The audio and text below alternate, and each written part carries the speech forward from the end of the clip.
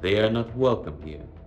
The Russian occupiers hoped that they would be greeted with flowers in the captured Ukrainian cities.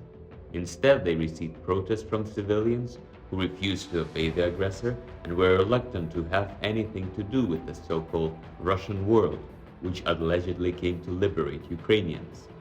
Thus, after the occupation of Kherson, people regularly came out to a square to show in a peaceful manner who is the real master of the city. Kherson residents are telling the invaders to go home and are not afraid to come out barehanded and confront the Russians, who are armed to the teeth. In response, the occupiers launched a mechanism of repression.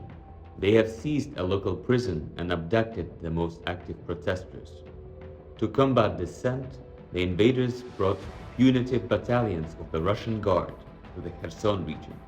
These are the security forces that disperse anti-war protests in Russian cities. The aggressor is also trying to create a picture for the world press.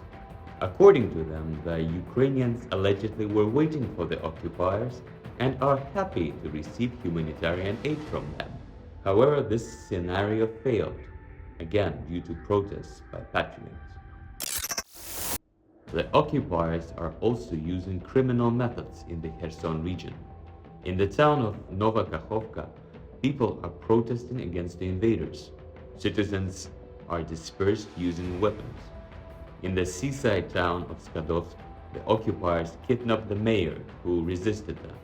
He was later released.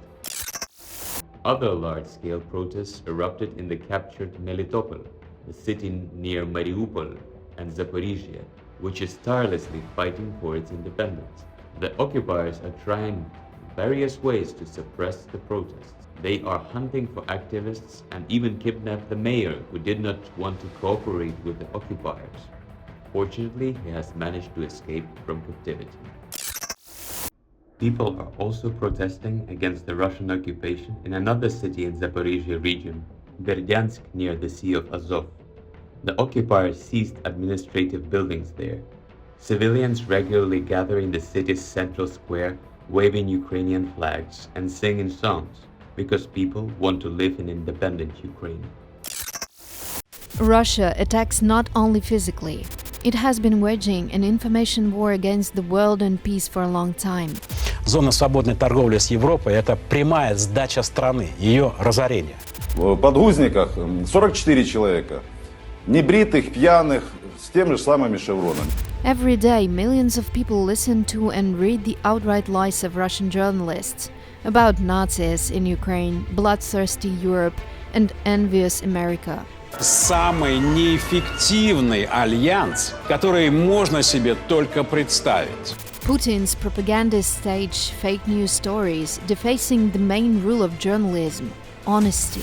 Это первая из нашей страны колонна с гуманитарной помощью мирному населению Украины. Ребята, кому-то надо, пожрать от оккупантов.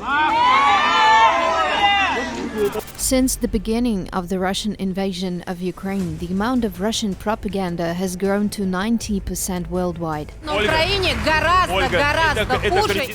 The aim of Kremlin mouthpieces is to spread panic, justify the war, and undermine the world's attitude to Ukraine. Могут погибнуть мирные люди. Сейчас в Херсонской области ряд населенных пунктов перешел под контроль очень вежливых людей. The worst thing is that while the whole civilized world refuses to cooperate with Russia, Russian media are still broadcasting in Europe. The world must know the truth. It has only one interpretation. And Russian TV channels show the opposite. Особый интерес вызвала детальная информация о реализации США на территории Украины проекта по изучению переноса патогенов дикими птицами. Turn off Russian propaganda. Say no to fakes and war.